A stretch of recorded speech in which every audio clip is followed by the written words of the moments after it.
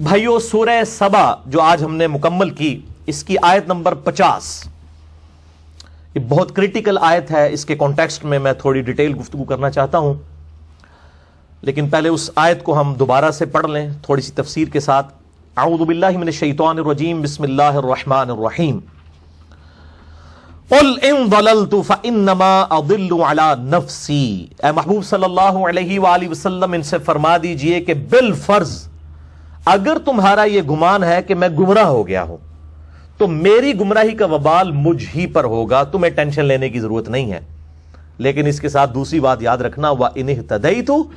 اور اگر میں ہدایت پہ ہونے کا دعوے دار ہوں، فَبِمَا يُوحِي إِلَيَّ رَبِّي، تو یہ میرا جو کانفیڈنس اور پیشن ہے یہ ایویں نہیں ہے، بلکہ اس وحی کے سبب ہے جو اللہ تعالیٰ نے میری طرف کی ہے. میں اس وحی کی بنیاد کے اوپر حق پہ ہونے کا دعوے دار ہوں، اس قرآن کی بنیاد کے اوپر. میں اپنی طرف سے یہ دعویٰ نہیں کر رہا ہوں، بلکہ اس وحی کی بنیاد پہ کہتا ہوں کہ میں حق کے اوپر ہوں، اس وحی کی بنیاد کے اوپر. انہ سمیع قریب، بے شک وہ سننے والا ہے اور بالکل قریب ہے.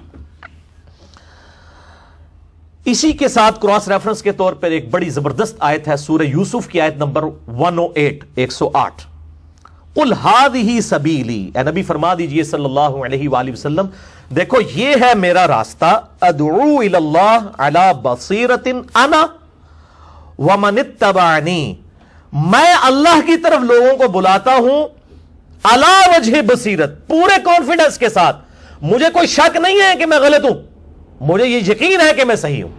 اس معاملے میں کوئی شک نہیں کر رہا کہ کہیں مجھے غلطی تو نہیں لگی، نہیں، پوری بصیرت کے ساتھ.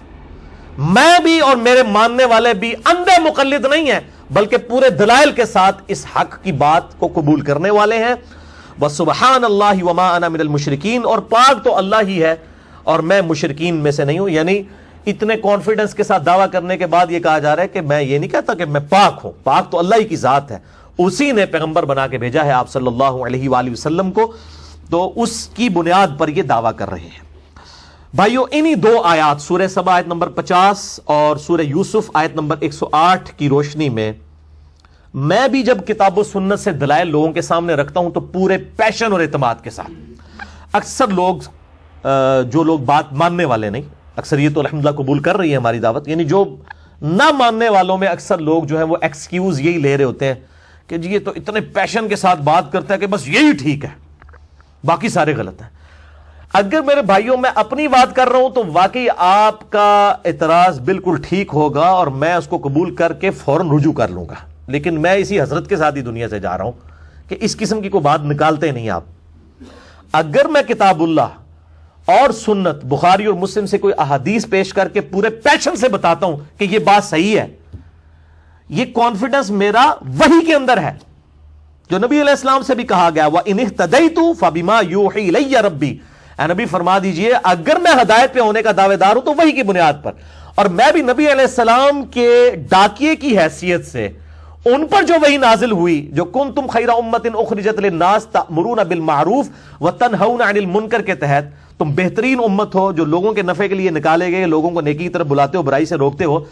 ہم کتاب و سنت میں اگر کانفیڈنس رکھتے ہیں اور ہم فنڈامنٹلسٹ ہیں اس حوالے سے، تو یہ تو ہمارے ایمان کا تقاضا ہے. میں کیوں لولی لنگڑی دعوت پیش کروں کہ ہو سکتا ہے آیت ٹھیک ہی ہوئے تو ہو سکتا ہے بزرگ ٹھیک ہو، کیوں بھائی؟ مجھے اعتماد ہے کہ قرآن حق ہے، بخاری مسلم حق ہے، پورے پیشن کے ساتھ بیان کروں گا، یہ تو میرے ایمان کا تقاضا ہے، اپنی رائے نہیں ہے، یہ وحی کا بیان کرنا ہے. اور اس کی بنیاد پہ پھر ہم کسی سے بھی اختلاف رائے کر سکتے ہیں، جو امام مالک رحمہ اللہ تعالی المتوفی 179 ہجری کا قول ہے، جو تواتر کے ساتھ اہل سنت کے سارے محدثین نے، فقہاء نے نقل کیا ہے کہ وہ قبر رسول صلی اللہ علیہ وآلہ وسلم کی طرف اشارہ کر کے کہا کرتے تھے کہ اس صاحب قبر صلی اللہ علیہ وآلہ وسلم کے علاوہ دنیا میں کوئی ایسا شخص نہیں ہے کہ جس سے اختلاف نہ ہو سکے سوائے آپ صلی اللہ علیہ وآلہ وسلم کے. اور آپ صلی اللہ علیہ وآلہ وسلم جو صاحب قبر ہیں صلی اللہ علیہ وآلہ وسلم، انہیں کی ہر بات مقبول ہے، کوئی بات مردود نہیں ہے. ان کے علاوہ کوئی شخص روئے ارض پہ نہیں ہے کہ جس کی ہر بات ہی مقبول ہو، کیونکہ قرآن پیچھے کھڑا ہے گارنٹی میں، ما ضل صاحبکم وما غوا، تمہارے نبی نہ کبھی بہکے ہیں نہ کبھی بہرا چلے. یہ صرف نبی کے لیے گارنٹی ہے اور کسی غیر نبی کے لیے گارنٹی نہیں، چاہے وہ کتنے ہی بڑے مرتبے پر فائز ہو، چاہے کوئی صحابی ہو، تابعی ہو، تبع تابعی ہو، کوئی محدث ہو، مفسر ہو، یہ گارنٹی صرف نبی صلی اللہ علیہ وآلہ وسلم کے لیے۔ تو اختلاف رائے پھر ہو سکتا ہے۔ اور جاوید احمد غامدی صاحب کا ایک کال میں اکثر پیش کرتا ہوں، مجھے کئی معاملات میں ان سے اختلاف بھی ہے اور میرے کئی لیکچرز اس اختلاف کے اوپر ریکارڈڈ موجود ہیں، لیکن میں حق بات تو ہر بندے کی کوٹ، میں تو انگریزوں کی باتیں بھی کوٹ کر رہا ہوتا ہوں، تو غامدی صاحب تو پھر بھی کلمہ کو مسلمان ہیں الحمدللہ، اور کئی معاملات میں کئی علماء سے بہتر ہیں، کئی معاملات ان کے بہت خراب ہیں، میں وہ ریکارڈنگ میں بھی لے آتا ہوں، آپ جا کے لکھ دیں کہ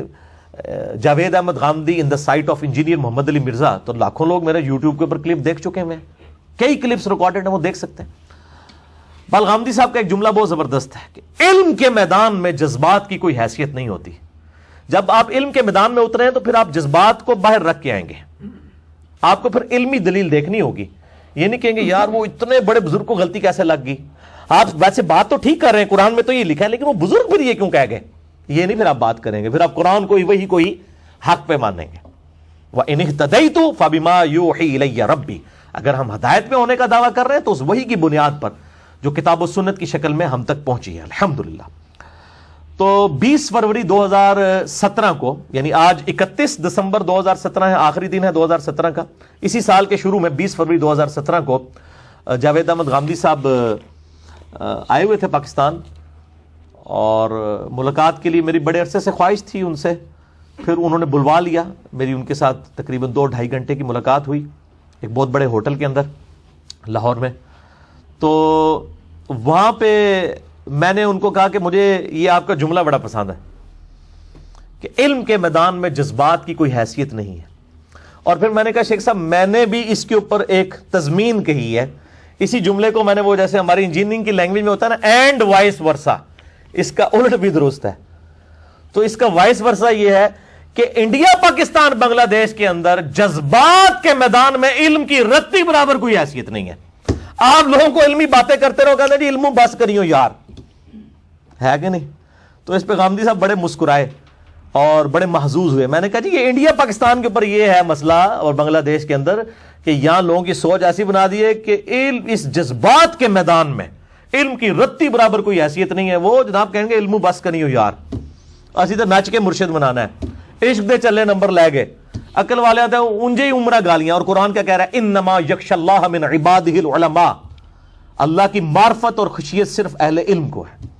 قل هل يستوي الذين يعلمون والذين لا يعلمون انما يتذكر اولو الالباب، اے نبی فرما دیجئے صلی اللہ علیہ وآلہ وسلم علم والے اور بغیر علم والے برابر نہیں ہو سکتے، نصیحت تو نہیں حاصل کرتے مگر عقل والے، لیکن ان کو قرآن پڑھے گا تو انہیں پتہ لگے گا نا کہ قرآن میں کیا لکھا ہوا ہے، ان کی تو مت مار دی ہوئی ہے انہوں نے۔ تو جذبات کے اس عجیب و غریب میدان میں سب کانٹیننٹ کے علم کی رتی برابر حیثیت نہیں، لیکن الحمدللہ لوگ حق بات بھی لاکھوں کی تعداد میں ہیں جو لوگ قبول کر رہے ہیں، ہم بالکل نا امید نہیں ہیں، یہ دعوت بلند کی تھی الحمدللہ، اللہ تعالیٰ نے دنیا کے ہر بر اعظم تک پہنچائی ہے، اور اردو زبان میں الحمدللہ مطلب میں یہ تحدیث نعمت کے طور پہ کہتا ہوں، میں کوئی کمائی نہیں کر رہا، ورنہ ہم اپنا چینل مونیٹائز کریں، ہماری تقریباً 15 سے 20 لاکھ روپیہ مہینے کی انکم بنتی ہے گھر بیٹھے ہوئے، اگر اسے مونیٹائز کرنا شروع کر دیں یوٹیوب کے اوپر، نہیں کر رہے ہیں، اور میری طرف سے کسی کو اجازت نہیں کہ میرے لیکچرز کو مونیٹائز کریں، میں بار بار لوگوں کو منع کر رہا ہوں، مطلب یہ میری بدنامی کا سبب نہ بنے، اگر آپ نے اللہ کے لیے کام کرنا ہے یہ حرکتیں مت کریں، میری طرف سے کسی کو اجازت نہیں، اپلوڈ کرنے کی اجازت ہے، وہ بھی کاٹ چھاٹ کے نہیں پوری بات، لیکن مونیٹائز کرنے کی کسی کو اجازت نہیں ہے۔ تو الحمدللہ یہ بات پہنچ رہی ہے، اور حق کی آواز جو ہے وہ اثر رکھتی ہے، آپ بے فکر رہیں، آپ اگر سچائی کے ساتھ بات کر رہے ہیں اللہ تعالیٰ آپ کی بات لوگوں تک پہنچائے گا انشاءاللہ تعالیٰ۔ تو آج اردو زبان کے اندر اتنی بڑی ویورشپ کسی کی نہیں، ہماری یعنی پر منتھ 1.5 سے 2 لاکھ جو آپ سمجھ لیں ویورشپ ہے روزانہ کے اعتبار سے، یعنی مہینے میں 40-50 لاکھ لوگ، روزانہ کی 1.5 سے 2 لاکھ ویورشپ ہے 24 گھنٹے کے اندر، بعض کا 3-3 4-4 لاکھ ویورشپ آتی ہے، اور یوٹیوب کے چینل کے اوپر پورا انالیسس اس کا آ جاتا ہے، ایک دن میں 2 سے 3 لاکھ لوگ وزٹ کرتے ہیں ہمارے یوٹیوب کے چینل کو، ایک چینل کو جو شارٹ کلپس والا انجینئر محمد علی مرزا، اور باقی لوگوں نے جو کیے ہیں آپ دیکھ لیں، بلکہ اس وقت تو جس نے بھی کوئی کمائی کرنی ہوتی ہے وہ میرے ہی کلپ چڑھا دیتا ہے، باقی لوگ تو تقریباً آپ دیکھیں، میں فخر کے طور پہ نہیں بتا رہا، میں آپ کو سچائی کی بات کر رہا ہوں، الحمدللہ پہنچ رہی ہے، لہذا پریشان نہ ہو اور ہمت نہ ہاریں، اس بات کو لوگوں تک پہنچائیں۔ یہ سورہ سبا کی آیت نمبر 50 اور سورہ یوسف کی آیت نمبر 108 کے تحت میرا یہ موقف ہے کہ علماء دین کو بھی اپنے عقائد میں پورا کانفیڈنٹ ہونا چاہیے، پورے پیشن کے ساتھ وہ بات کریں اور ان کا اعتماد ہو کہ ہم جو بات کر رہے ہیں اس کے پیچھے دلیل ہے، اور اگر دلیل نہیں ہوگی تو دعوت و تبلیغ کا کام بالکل ٹھپ ہو جائے گا۔ خصوصاً پڑھا لکھا طبقہ تو آپ کی بات قبول ہی نہیں کرے گا۔ اگر آپ کبوتر کی طرح آنکھیں بند کر لیں گے، بلی کو آپ غائب نہیں کر سکتے، اور اے جی نے یہ بات سنو ہی نہ، او ایتے کافران دے اعتراض نے جی، او چھوڑ دو جی، اس طرح کرنے سے اب کام نہیں چلے گا۔ پبلک آپ سے صحیح بات سننے کے لیے بےتاب ہے، ان کو صحیح بات بتائیں، ادروائز پہلے ہی لوگ علماء دین سے متنفر ہیں، کہیں خدا نہ خواستہ دین سے ہی متنفر نہ ہو جائے۔ چنانچہ الیاس قادری صاحب کا ایک کلپ بڑا وائرل ہوا یوٹیوب کے اوپر، بڑے عرصے سے وہ چل رہا تھا، واٹس ایپ پہ بھی چل رہا ہے، کہ باقاعدہ انہوں نے اپنے ماننے والوں سے یہ بات کی، اور میں خود بھی الیاس قادری صاحب کی اس حوالے سے عزت کرتا ہوں کہ میرا ظاہر ہے پورا ایک لڑک پن سے لے کے جوانی تک دعوت اسلامی میں گزری ہے،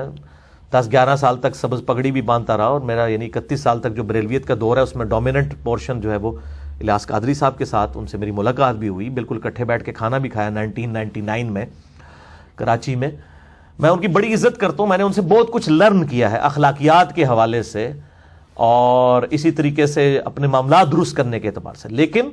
وہ اپنے ماننے والوں کو کہہ رہے ہیں کہ اگر کسی بد مذہب کا کوئی کلپ آئے، بد مذہب عالم دین کا، یعنی وہ بد مذہب سے مراد ہوتا ہے اپنے علاوہ سارے فرقے کے لوگ، تو اس کو آگے بڑھانا، لوگوں تک پہنچانا یہ حرام ہے۔ بلکہ ایک ویڈیو میں تو وہ کہہ رہے تھے کہ میرے کان بہرے ہیں، میری آنکھیں اندھی ہیں ہر اس بات کو سننے سے اور دیکھنے سے جو میرے بزرگوں کے خلاف ہو۔ میں اس پہ وہی کہوں گا جو قرآن حکیم نے کہا، سم بکم عمی فہم لا یرجعون، یہ گونگے ہیں، بہرے ہیں، اندھے ہیں، یہ حق کی طرف لوٹ کے آنے والے نہیں ہیں۔ یعنی یہ قرآن حکیم میں اس طریقے سے، اور یہ صرف الیاس قادری صاحب کا مسئلہ نہیں ہے، باقیوں کا بھی یہ ایشو ہے، بریلوی، دیوبندی، اہل حدیث، اہل تشیع علماء، وہ سب اپنی پبلک گیدرنگ کو اپنے ساتھ اٹیچ کرنے کے لیے تاکہ وہ انہی کے ساتھ اٹیچ رہیں، اس قسم کے حربے لوگوں کو سکھاتے رہتے ہیں، اور دوسرے علماء کے بارے میں ایسی ایسی ادبی گالیاں ڈیوائز کی ہوئی ہیں کہ آپ سن کے حیران ہو جائیں گے، ایسی ایسی ادبی گالیاں۔ میں 10 گالیاں آپ کو بتاتا ہوں جو وہ عموماً دیتے ہیں، ادبی گالیاں۔ نمبر 1 بد مذہب ہے یہ مخالفین کے لیے، نمبر 2 بد عقیدہ، نمبر 3 وہابی، نمبر 4 بدعتی، نمبر 5 مشرک، نمبر 6 گستاخ، نمبر 7 نجدی، نمبر 8 خارجی، نمبر 9 شیطان، اور نمبر 10 بد عقیدہ اور غیر مقلد گمراہ۔ یہ تو ادبی گالیاں تھیں، اور اگر آپ نے غیر ادبی اور غیر اخلاقی گالیاں سننی ہو تو شیخ یوٹیوب حافظہ اللہ تعالی و دامت برکاتہم عالیہ، ظاہر یوٹیوب سے ہم اب علم حاصل کر رہے ہیں نا، اللہ تعالیٰ اس کی حق باتوں کو سلامت رکھے اور باطل کو ختم فرمائے۔ آپ اس کے اوپر جا کے ذرا علماء کی جو اگر آپ نے ننگی گالیاں سننی ہے نا، تو کوئی بازاری لوگ بھی اتنی موٹی اور بھاری گالیاں ان کے دماغ میں بھی نہیں کبھی آئیں گی جو وہ نکالتے ہیں، تو وہ میں نکالنا نہیں چاہتا، وہ آپ خود جا کے دیکھ لیں کتنی کتنی موٹی گالیاں نکالتے ہیں، تو وہ اس سے دیکھا جا سکتا ہے۔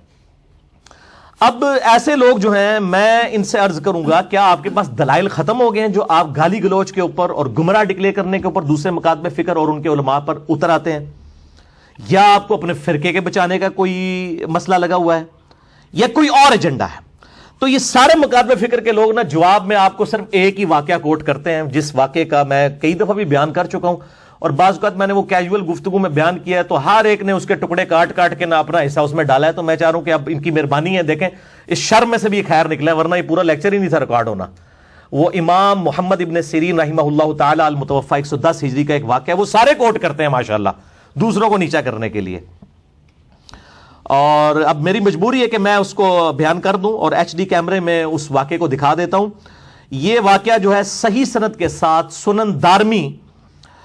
جو حدیث کی بڑی کتابوں میں سے ایک کتاب ہے، اور امام دارمی جو ہے یہ امام مسلم کے، امام نسائی کے، امام ترمذی کے استاد ہیں الحمدللہ، اور انہوں نے ایک مجموعہ سنن دارمی کے نام سے جمع فرمایا ہے۔ امام محمد عبداللہ بن عبد الرحمن الدارمی المتوفی 255 ہجری، یہ بریلویوں کا ترجمہ جو شبیر بدرس کا ہے سنن دارمی کا، یہ ذرا ان کو جی HD کیمرے میں دکھائیں۔ یہ سنن دارمی میرے ہاتھوں میں ہے، اس سے میں ورڈ بائی ورڈ آپ کو وہ محمد ابن سیرین رحمہ اللہ تعالی تابعی کا واقعہ پڑھ کر سناؤں گا، پھر اس کا میں کریٹیکل انالیسس بھی انشاءاللہ تعالی کروں گا، اور یہ صحیح سند کے ساتھ سنن دارمی میں موجود ہے۔ یہ جو شبیب بردرز کی جو پرنٹنگ ہے اس کے اندر اس کا نمبر 412 ہے، جو پی ڈی ایف ہماری ویب سائٹ کے اوپر اور عموماً موجود ہے اس میں اس کا نمبر 411 ہے، اس میں 412 ہے، اس میں 411 ہے، اور مکتبۃ شاملہ میں جو سلیم حسین اسد صاحب کی تحکیم کے ساتھ ہے وہ 397 نمبر ہے سنن دارمی کا نمبر۔ میں یہ سارے نمبر اس لیے بتا رہا ہوں، بعد میں پھر کہتے ہیں لبے ہی نہیں۔ بہرحال یہ دارمی کے مقدمے میں یہ روایت موجود ہے، یہ جناب ان کو ذرا کور کر دیجئے جی ایچ ڈی کیمرے میں، تاکہ کسی کو اگر بعد میں پرنٹ آؤٹ بھی لینا ہے نا تو وہ ادھر سے لے لے۔ یہ ریڈ لائن میں نے انڈر لائن کیا ہوا ہے، سنن دارمی کے مقدمے میں انٹرنیشنل نمبر کے مطابق 411 نمبر ہے جو پی ڈی ایف اویلیبل ہے، مکتبۃ الشاملہ کے مطابق 397، اور یہ جو بریلویوں کا ترجمہ میرے ہاتھ میں اس میں 412 نمبر ہے اس واقعے کا جو آپ یہ اس کیمرے میں دیکھ رہے ہیں۔ اچھا جی، میں ورڈ بائی ورڈ آپ کو پڑھ کے سنا دیتا ہوں۔ اسما بن عبید بیان کرتے ہیں کہ دو بد مذہب شخص، اب جب یہ بریلوی ترجمہ کر رہے ہیں تو آپ سمجھ لیں کہ وہ یہ کہہ رہے ہیں کہ بریلویوں کے علاوہ جتنے لوگ ہیں بد مذہب کی ہے۔ اچھا اہل حدیث جب ترجمہ کریں گے آپ ان کو دیکھیں گے تو وہ کہہ دیں گے دو بدتی، ٹھیک ہے نا، وہ چونکہ اپنے اپنے لفظ ملے ہوئے ہیں نا، انہوں نے بتانا ہے یہ بدتی کا لفظ کبھی بریلوی علماء استعمال نہیں کریں گے، وہ بد مذہب ہی یوز کریں گے مخالفین کے لیے، اپنے اپنے الفاظ ملے ہوئے ہیں۔ تو سامنے پتہ ہے نا اللہ دے بندے ہو دائیں گل تو نہیں ٹیڈ چھپے ہوتے۔ دو بد مذہب شخص ابن سیرین کی خدمت میں حاضر ہوئے اور بولے اے ابو بکر، ان کی کنیت تھی، ہم آپ کو ایک حدیث سناتے ہیں۔ ابن سیرین نے جواب دیا نہیں۔ وہ دونوں بولے پھر ہم آپ کے سامنے اللہ کی کتاب کی کوئی آیت ہی پڑھ دیتے ہیں۔ ابن سیرین نے کہا نہیں، تم دونوں اٹھ کر یہاں سے چلے جاؤ ورنہ میں اٹھ کر چلا جاؤں گا۔ یہ ہمیں کہہ رہے ہوتے ہیں جی آپ کے اخلاقیات کوئی نہیں ہے، میں نے آج تک کسی کے ساتھ یہ معاملہ نہیں کیا۔ اچھا جی، تو حاضرین میں سے کسی شخص نے کہا، جب وہ دونوں اٹھ کر چلے گئے تو حاضرین میں سے ایک شخص نے کہا کہ اے ابو بکر، محمد ابن سیرین، اگر وہ آپ کے سامنے قرآن کی کوئی آیت پڑھ دیتے تو اس میں کیا حرج تھا؟ پبلک تو ذرا سلیم الفطرت ہوتی ہے، ان کو لگا یار کو کام گڑبڑ ہی ہوا ہے، وہ آیت ہی سنانے آیا تھا۔ تو ابن سیرین نے جواب دیا مجھے یہ اندیشہ تھا کہ یہ لوگ میرے سامنے کوئی آیت پڑھیں گے اور اس کی اپنی طرف سے کوئی تفسیر بیان کر دیں گے اور وہ بعد میں میرے دل میں پختہ ہو جائے گی، تو میں نے کہا میں آیت سنتا ہی نہیں، اس کا حال یہ ہے۔ حالانکہ حال یہ ہونا چاہیے تھا میں آیت سن کے ان کی جعلی تفسیر سن کے ان کو صحیح تفسیر سمجھاتا، ٹھیک ہے، الٹا مجھے شک پڑ گیا، میرا ایمان نہ اسٹیک پہ لگ جائے۔ اب میں اس واقعے کا انالیسس کرتا ہوں، انا للہ و انا الیہ راجعون، اور اس حوالے سے جن یعنی بعض سلفیوں نے اور بعض بریلوی حضرات نے بھی میرے اوپر بڑا تان کیا، تو میں یہ کہوں گا کہ لعنت اللہ علی الکاذبین، جھوٹوں پر اللہ کی لعنت ہو۔ میں بالکل حق بات لوگوں کے سامنے بیان کر رہا ہوں اور میں اس حوالے سے کسی کا یعنی وہ لحاظ نہیں کرتا، میری پوری گفتگو کو کانٹیکسٹ کے ساتھ دیکھیں کہ بات کیا بیان ہو رہی ہے۔ اب میں اس واقعے کا ذرا انالیسس کرتا ہوں۔ پہلے میں آپ کو بتا دوں کہ امام ابو بکر محمد ابن سیرین رحمہ اللہ تعالی المتوفی 110 ہجری یہ اہل سنت کے اور اہل حدیث محدثین کے بڑے ائمہ میں سے ہیں، اور میں ذاتی طور پہ یہ 3 بندے ایسے ہیں جن کی بہت قدر کرتا ہوں تابعین میں سے۔ نمبر 1 امام محمد بن مسلم ابن شہاب زہری رحمہ اللہ تعالی المتوفی 125 ہجری، جو بخاری اور مسلم کی سینکڑوں احادیث کے راوی ہیں، ان سے بڑا کوئی تابعین میں محدث نہیں ہے۔ نمبر 2 حسن بصری رحمہ اللہ تعالی المتوفی 110 ہجری یعنی 110 ہجری میں ان کی ڈیتھ ہوئی، اور تیسرے نمبر پہ امام ابو بکر محمد ابن سیرین المتوفی 110 ہجری، یہ بھی 110 ہجری میں فوت ہوئے، اور یہ تینوں امام ابو حنیفہ رحمہ اللہ تعالی المتوفی 150 ہجری ان کے استاد ہیں، ابن شہاب زہری بھی، حسن بصری بھی، اور محمد ابن سیرین بھی رحمہم اللہ اجمعین وعلیہم السلام اجمعین ورضی اللہ عنہم اجمعین۔ اب بھائیو جو واقعہ میں نے آپ کو ایچ ڈی کیمرے میں دکھایا اور پڑھ کے سنایا، اس کا میں کریٹیکل انالیسس ایکسپرٹ اوپینین کے ساتھ کروں گا۔ علمی پوائنٹ نمبر 1، بھائیو مجھے امام ابن سیرین رحمہ اللہ تعالی کی اس غیر علمی اپروچ کے ساتھ سخت اختلاف ہے، کیونکہ اگر یہی منطق مان لی جائے اور میں کسی قادیانیوں کی مجلس میں جا کے قادیانیوں سے یہ کہوں کہ میں آپ کو ایک آیت ایسی سناتا ہوں جس سے میں یہ ثابت کرتا ہوں کہ آپ کا عقیدہ باطل ہے، یا میں کوئی بخاری اور مسلم سے حدیث پیش کرتا ہوں ختم نبوت کے صحیح فہم کے اوپر، اور آگے سے قادیانی مجھے ابن سیرین کا یہ واقعہ سنا دیں کہ چونکہ آپ تو بد عقیدہ بد مذہب ہے اس لیے ہم آپ سے نہ آیت سنیں گے نہ حدیث سنیں گے،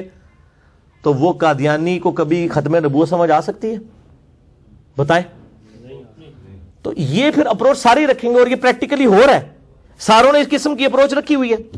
یا وہ کہنا شروع کر دے کہ جی دیکھیں جی آپ کی اگر ہم نے بیان کردہ کوئی آیت یا حدیث کی ایسی تفسیر سن لی اور ہمارے دل میں غلام احمد قادیانی صاحب کے لیے کوئی غلط بات آ گئی تو کہیں ہمارا ایمان ہی نہ خطرے میں پڑ جائے، وہ تو یہی سمجھ رہے ہوں گے نا۔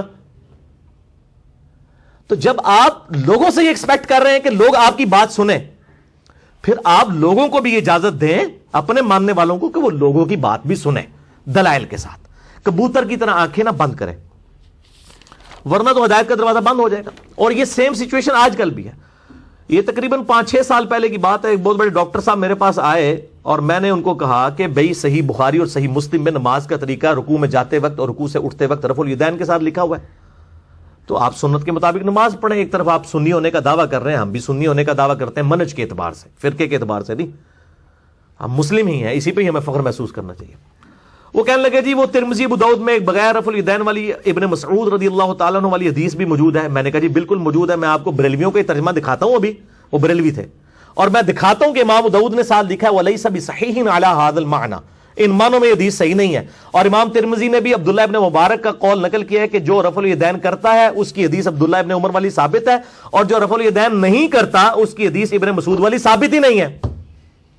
میں نے ابو داؤد ترمذی اٹھا کے ان کو دکھانے لگا تو انہوں نے یوں کر لیا، یہ پڑھ لکھے جاہل ہیں، کدھر تک لے کرنا ہی نہ پہ جائے۔ تو یہ لوگ قیامت والے دن کہیں گے کہ یا اللہ ہمیں پتہ نہیں لگا، یہ وہی ہے، اور وہ پلی لیں گے جی وہ چکے اب وہ میں بد مذہب تھا نا ان کے لیے، بد مذہب کی تو نہ آیت سننی ہے نہ حدیث، اور اگر آپ کو بد مذہب شخص جس کو آپ بد مذہب کہہ رہے ہیں وہ آپ کے بزرگوں کا ترجمہ اور آپ کی کتابوں کا ترجمہ دکھائے، پھر آپ کو اس کے ساتھ کیا چیڑا ہے؟ اس سے زیادہ کچھ نہیں کیا جا سکتا۔ حق گھوٹ کے تو نہیں آپ کو ہم پلا سکتے، بات بتا ہی سکتے ہیں۔ بہرحال وہی الیاس قادسی والی بات کہ میری آنکھیں جو ہیں وہ اندھی ہیں، میرے کان بہرے ہیں ہر اس بات کو سننے سے جو ہمارے بزرگوں کے خلاف ہے۔ صم بکم عمی فہم لا یرجعون، انا للہ و انا الیہ راجعون۔ علمی پوائنٹ نمبر 2، بھائیو قرآن حکیم میں بار بار یہ آیت ریپیٹ ہوئی ہے، فاسألوا اہل الذکر ان کنتم لا تعلمون، اگر تمہیں علم نہیں تو اہل علم سے پوچھ لو جو اس فیلڈ کے ایکسپرٹس ہیں۔ یعنی قرآن تو ہمیں کہتا ہے کہ اہل علم سے پوچھا جائے۔ اب اگر کوئی شخص علم دین کے اعتبار سے کسی بہت بڑے عالم دین کے پاس آیت اور حدیث کی تفسیر سنانے یا سمجھنے کے لیے جاتا ہے، اور آگے سے وہ عالم دین یہ کہے کہ میں نے آیت اور حدیث نہیں سننی، کدھر میرا ہی نہ عقیدہ خراب ہو جائے، تے اللہ کے بندے پھر کدے کو مسئلہ پوچھئے جا کے تسی دس دیو۔ محمد ابن سیرین رحمہ اللہ تعالیٰ سے تو بڑا کوئی عالم دین نہیں تھا اس زمانے میں، وہ بھی اگر یہ کہیں کہ اگر میں نے تیری تفسیر سن لی کدھر میرا ہی نہ عقیدہ خراب ہو جائے، تو پھر وہ کدے کل جائے گا؟ کسی صحابی کو تو قبر سے نکال کے اسے مسئلہ نہیں پوچھ سکتا۔ تو یہ علماء کا ایٹیچیوڈ نہیں ہونا چاہیے۔ علماء کا کام ہے کہ بات سنیں، اس کے بعد اس کا مطلب ان کو سمجھائیں کہ یہ تم نے غلط تفسیر کی، یہ بات صحیح ہے، اور اس حوالے سے بڑی احتیاط کرنی چاہیے۔ اور آپ دیکھیں عام علماء اتنے بڑے بڑے مجمعوں میں تقریر کرتے ہیں، جب کوئی بندہ آ کے جمعے کے خطبے کے بعد ان سے پوچھتا ہے حضرت صاحب یہ جو آپ نے بیان کیا ہے یہ کہاں لکھا ہوا ہے؟ تسی سیٹ کمرے چ آ جاؤ ذرا تمہیں دسنے۔ تقریر کرتے ہیں پبلک میں، سوال جا کے کمروں میں جواب دیتے ہیں، کوئی جواب نہیں نہ آتا ہوتا کہ ساروں کے سامنے بے عزتی نہ ہو جائے۔ تو اگر آپ مجمع میں تقریر کر رہے ہیں تو آپ میں اتنی جرت ہونی چاہیے کہ مجمع میں ہی علمی دلائل کے ذریعے جواب دیں، ورنہ اس قسم کی باتیں نہ کر کے جائیں کہ آپ کو بعد میں کمرے میں بلانا پڑے۔ کمرے میں کس لیے بلاتے ہیں؟ وہ کئی لوگوں کو کمرے میں بلا کے پھر ان کی پھینٹی بھی لگاتے ہیں ان کے مریدین۔ تو کمرے میں کبھی نہیں جانا آپ کو، اگر کوئی عالم دین کہنا کمرے چوالا دینے نہ بھائی، اے رسک نہیں لینا۔ ان کو جی میں ایتھے ہی بیٹھے آجے، تسی جڑے کمرے تو جو شے کڈنی ہے کڈ کے باہر لے آؤ۔ وہ کتاب کیڈی کو وزنی کو لوہے دی تو نہیں بڑی ہوئے گی، کتاب لکڑی کی ہوگی، اس کی گتے کی ہوگی نا، اور کوئی لکڑی کی بھی نہیں ہوگی، لکڑی کی بھی ہو تو اٹھائی جا سکتی ہے، تو وہ آپ باہر لے آئیں۔ تو پبلکلی کرتے ہیں تقریریں اور سوال کے لیے جو ہے نا، وہ پھر اس طرح اپنی عزت کرواتے ہیں کہ جاہل عوام کے اوپر انہوں نے دھاگ بٹھائی ہوتی ہے اپنے علم کی۔ مفتی صاحب نے فرما دی، مفتی صاحب، اور مفتی صاحب کی حالت یہ ہے کہ جب آپ سوال پوچھتے ہیں تو کہتے ہیں کمرے چ آ جاؤ۔ تو ان کو چاہیے کہ اگر انہوں نے اپنی واقعی عزت کروانی ہے تو پھر ان میں اتنا حوصلہ ہو صرف علماء والی ڈگری لے کے نہ بیٹھ جائیں, علم بھی ہونا چاہیے کہ آپ لوگوں کے سوالوں کے جواب دے سکیں. علمی پوائنٹ نمبر 3, بعض علماء نے امام ابن سیرین رحمہ اللہ کے اس ایٹیچیوڈ کے دفاع میں لکھا اور تقریریں کی کہ جی ان کا یہ ایٹیچیوڈ تو اہل بدعت کے لیے تھا. جو بدعتی ہیں نا, بد مذہب لوگ, یہ ان کے بارے میں ان کا ایٹیچیوڈ ہے. اگر کوئی صحیح بندہ مسئلہ پوچھنا ہے تو دسنا چاہیے تھا, یہ اہل بدعت کے لیے ایٹیچیوڈ ہے. اچھا, اور اہل حق کے ساتھ ایسا نہیں کرنا چاہیے, ہم آپ کے ساتھ ہیں. تو میں اس کے جواب میں ان سے عرض کرتا ہوں کہ میرے بھائیوں, یہ اہل بدعت اور اہل حق کا فیصلہ کون کرے گا؟ اس کے لیے میں مشورہ دوں گا کہ بریلوی, دیوبندی, اہل حدیث, اہل تشیع, جو بڑے بڑے 4 گروہ ہیں, یا ان کے بھی جتنے آف شوٹس ہیں, حنفی, شافعی, مالکی, حنبلی, یا اثنا عشری ہوں, زیدیہ ہوں, یہ سب کے سب لوگ ایک APC بلا لیں, آل پارٹیز کانفرنس, جس میں یہ ڈکلیئر کریں کہ یہ اہل حق ہے, باقی سب اہل بدعت ہیں,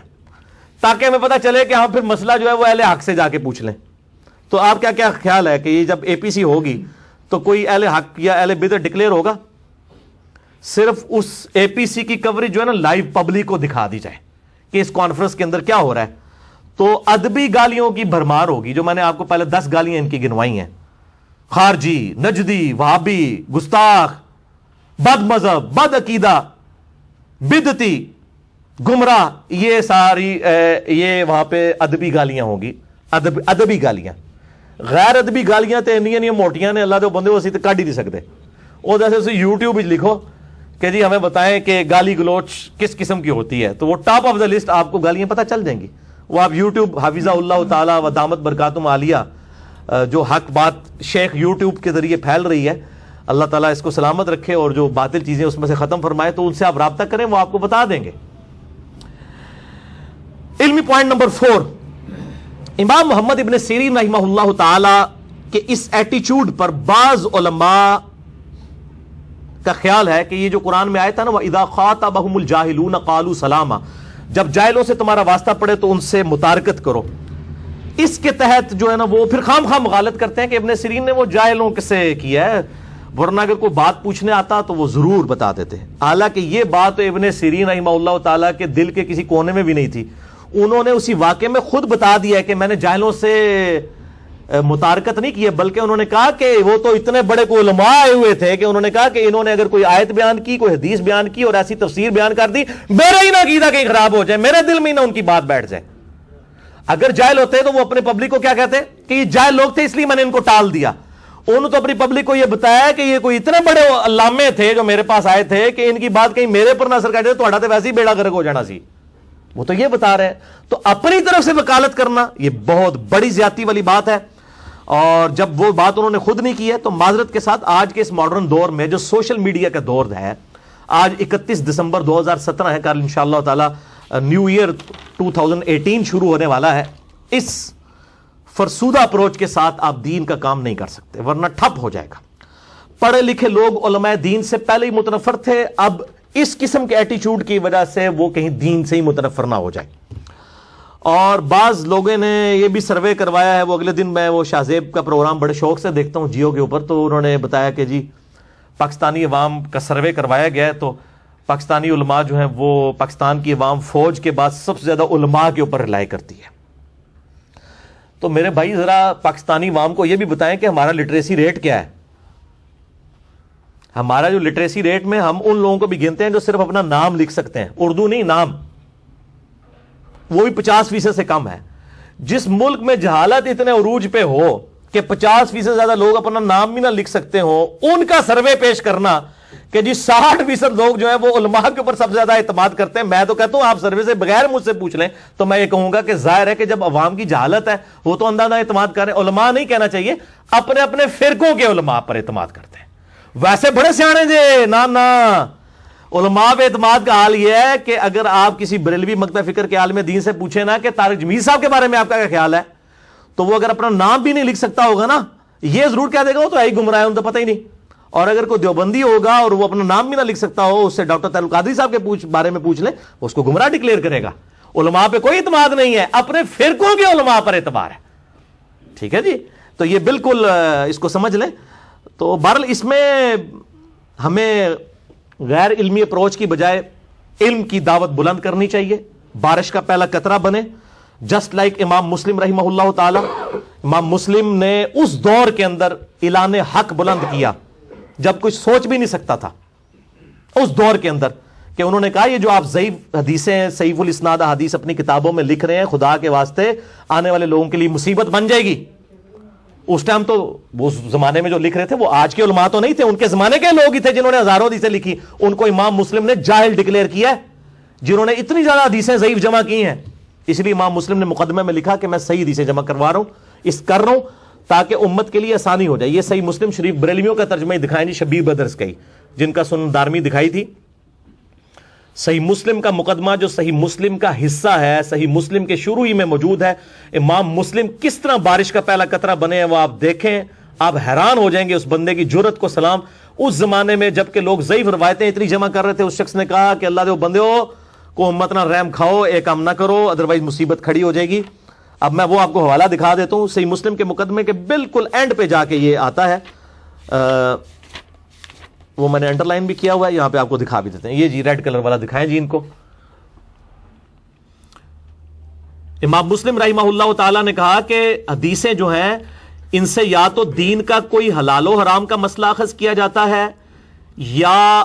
امر اور نواہی کا مسئلہ یعنی حکم دینا اور روکنا، اور یا نیک اعمال کی ترغیب دلانا اور برے اعمال سے روکنا. یہ تینوں کیٹیگریز انہوں نے بتائیں. احکام اور امر بالمعروف و نہی عن المنکر اور الترغیب والترہیب. وہ کہتے ہیں خدا کے لیے یہ کام نہ کریں ادروائز یہ روایتیں ہمارے گلے فٹ ہو جائیں گی. آپ ذرا الفاظ سنیں. اور وہ اینڈ پہ کیا کہتے ہیں کہ وہ علماء جاہل ہیں جو ضعیف روایات اپنی کتابوں میں جمع کر رہے ہیں. یہ انہوں نے اپنے زمانے کے علماء کو کہا. میں اگر اس میں نام لے دیا نا کسی بڑے محدث کا تو لوگ میرے پیچھے پڑ جائیں گے. ان کے زمانے میں زیادہ کنہوں نے ضعیف روایتیں جمع کی ہیں؟ وہ بڑے بڑے محدثین ہیں، ہزاروں کی تعداد میں، اور آدھی سے زیادہ ضعیف ہی ہیں سوائے بخاری مسلم کو چھوڑ کے. اب وہ کہتے ہیں کیونکہ دینی معاملات کے بارے میں احادیث کا تعلق کسی چیز کو حلال قرار دینے یا حرام قرار دینے یا کسی امر یا کسی نہی یا ترغیب اور ترہیب کے ساتھ ہوتا ہے، اگر راوی سچائی اور امانت کا معدن نہ ہوا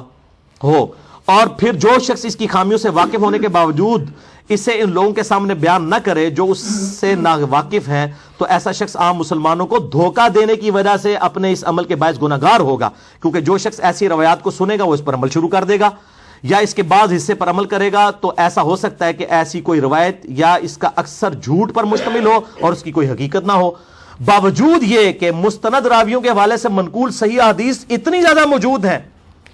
کسی غیر مستند راوی کی روایت کی ضرورت ہی باقی نہیں رہتی. وہ کہتے ہیں صحیح حدیثیں تھوڑی ہیں کہ آپ نے ضعیف جمع کرنی ہے. ہم کہتے ہیں نہیں ضعیف روایتیں، نہیں ضعیف روایتیں، اور روایت تو ہے نا، ڈگری تو ڈگری ہوتی ہے چاہے اصلی ہو جعلی، حدیث تو حدیث ہی ہوتی ہے نعوذ باللہ اصلی ہو جعلی.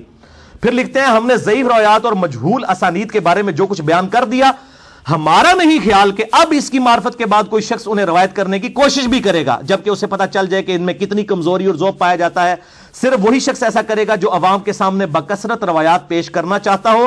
تاکہ یہ کہا جائے کہ فلاں شخص نے کتنی روایات حدیثیں اکٹھی کر لی ہیں اور اس نے کتنی تعداد میں احادیث تالیف کی ہیں. اور جو شخص ایسا کرے گا اور اس راستے پر چلے گا اس کے علم کے بارے میں کچھ بھی نصیب نہیں ہوگا. ایسے شخص کو علم کی طرف منسوب کرنے کے بجائے ایسے شخص کو جاہل قرار دینا ہی زیادہ مناسب ہے جو ضعیف روایتیں زیادہ تعداد میں جمع کرتا ہے. آج دے اکثر علماء امام مسلم کے نزدیک اور ان کے زمانے کے بھی بڑے بڑے محدثین جاہل کہلوانے کے حقدار ہیں. میں بغیر نام کے کہہ رہا ہوں، اہل علم کو پتہ چل جائے گا کس طرف اشارہ ہے جو ضعیف روایتیں جمع کرتے رہے ہیں. اور آج وہ کہتے ہیں جی ہماری حدیثیں بھی تو ہے نا، دیکھ لو. تو امام مسلم نے اس زمانے میں علم بلند کیا. الحمدللہ میں بھی یہ کہتا ہوں ہم نے بھی اس زمانے کے اندر یہ علم بلند کیا ہے. چاہے دنیا جو بھی کہہ رہی ہے آپ اپنی سچائی لوگوں تک پہنچائیں، انشاءاللہ لوگ قبول کریں گے انشاءاللہ تعالی. اور بعض علماء تو کہتے ہیں جناب یہ انجینئر صاحب جو باتیں کرتے ہیں اس سے تو سارے بزرگ ہی ختم ہو جائیں گے. بزرگ نہیں ختم ہو گے انشاءاللہ. امام بخاری امام مسلم زندہ ہیں، ان کو بزرگی منوانے کے لیے کسی کی ضرورت نہیں ہے. ہاں آپ کے فرقوں کے آپ کے بنائے ہوئے بزرگ ختم ہو جائیں ان کی آپ ٹینشن لیں. اسلام کے بزرگ ماشاءاللہ زندہ ہیں، ان کی سارے عزت کرتے ہیں. کتابیں انہی کی تو سامنے رکھی ہوئی ہیں ہم نے، ان کو کوئی خطرہ نہیں ہے، ان کی بزرگی کو کوئی خطرہ نہیں ہے الحمدللہ. اور دوسری طرف ان کا حال یہ ہے کہ میں ان کو اکثر کہتا ہوں کہ 99 قتل تو تم لوگوں نے بھی کیے ہوئے ہیں، اپنے علاوہ سارے فرقوں کو غلط کہتے ہو نا. میں نے ایک مار کے سینچری کر لی تو مجھے کہتے ہیں سارے بزرگوں کہتا ہے. کیا کسی بریلوی سے یہ پوچھیں کہ جی طارق جمیل صاحب کے بارے میں، الیاس گھمن صاحب کے بارے میں کیا خیال ہے کہ گمراہ ہے؟ ان کو نہیں نظر آئے گا یہ علماء دین ہے. دیوبندی سے پوچھیں کہ جی ذرا بتائیں ڈاکٹر طاہر القادری صاحب الیاس قادری صاحب کہیں گمراہ ہے، چاہے وہ جاہل بھی ہوگا ان کو گمراہ کہہ رہا ہوگا. ٹھیک ہے. اہل حدیث سے ان کے بارے میں پوچھیں، ان سے اہل حدیثوں کے بارے میں تو آپ دیکھ لیں، شیعہ کے بارے میں پوچھیں، شیعہ سے ان کے بارے میں، وہ خود زبان کھول کے ایک دوسرے کے بارے میں یہ باتیں کر دیں گے. اس وقت نہیں ان کو خیال آئے گا کہ علماء کی عزت کیا ہے. تو یہ صرف درس دیتے ہیں، لیکن خود ان کے اخلاقیات جو ہے نا وہ